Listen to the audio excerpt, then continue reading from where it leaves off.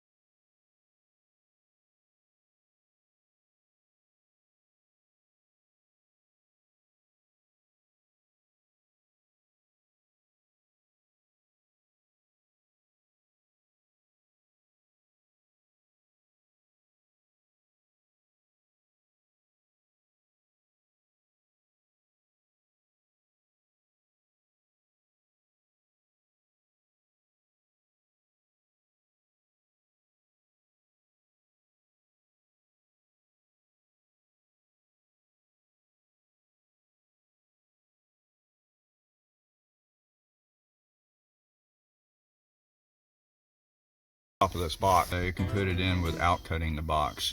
Since I have the lower dash section off, I'm able to reach up in there. On the left side of it, you can see where the little white piece is. The actual motor that turns it is on the side there. If you take the 2 screws out that's hanging onto it, that little motor will pop out. Okay, so it is splined, but you still have to keep it aligned on the top side. So right now it is on the bottom, so I'm not going to move that position, but you can see right here that this is coming out. Now the new piece replaces that white plastic piece up in there. It replaces it with this metal piece.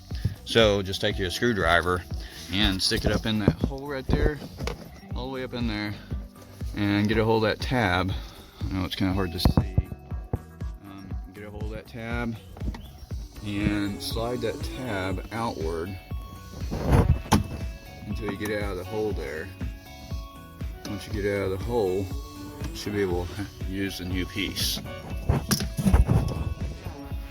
Okay, so I know that it's really hard to see, but basically what I did was I stuck the screwdriver up through here and I pushed on the little clips on the little white piece, and I ended up getting it out of the hole. This is it right here, and I'll show you right here, these clips right here with my thumb.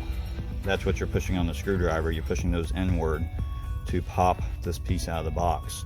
And once you pop this piece out of the box, you'll be able to slide this new piece into the hole, which takes its place. And you can see the little tab right there matches up with the tab over here. So you know, basically that's the position that was in whenever you removed it. So that's the position it's going to need to be back in putting it back together. So with this piece out, you can go ahead and slide this flap from the bottom. Let's see. Okay. Slide this up through the hole, just like this. And you will see it come up.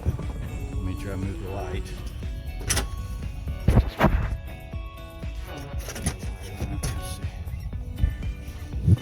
Okay, so you see the light. You see the flapper right here.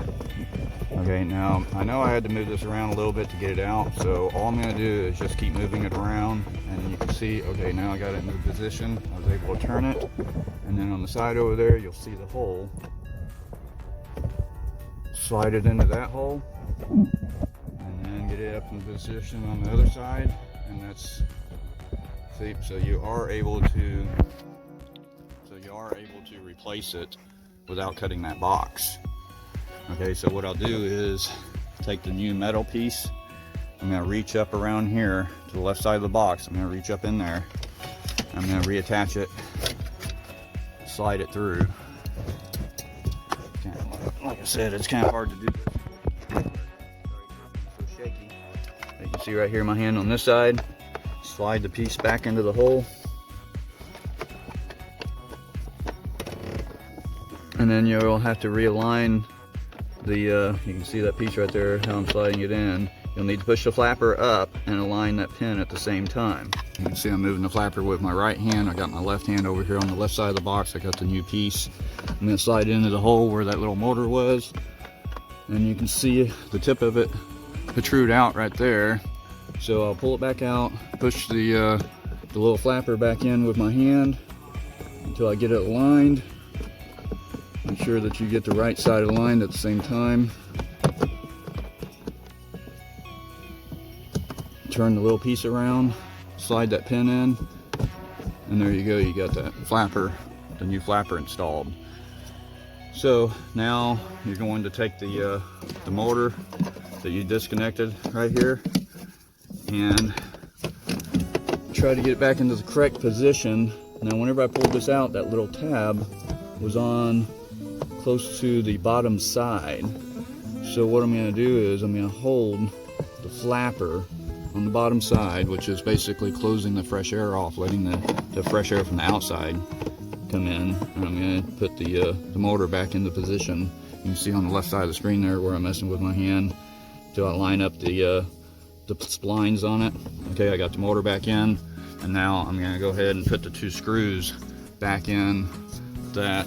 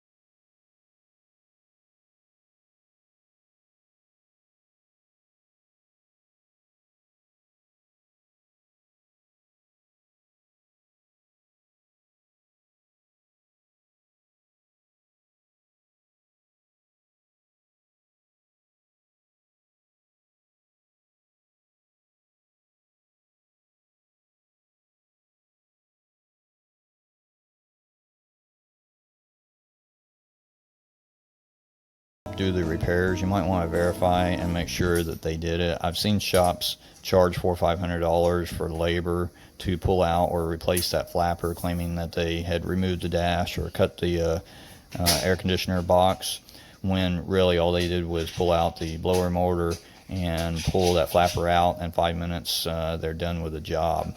Now you can check it by looking behind your glove box. On the right side there's a little hole. You can take you a flashlight, look behind it, see if you can see that flapper actually in that position.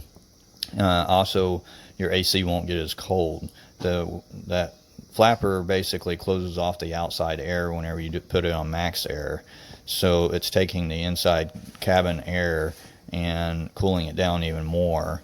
Whenever the flapper is not in there, you're sucking air from the outside, so if the air is hot, it's not going to cool it down as good as if it was closed. So you might just want to make sure that the shop that you had do the work did do it and isn't trying to take advantage of you.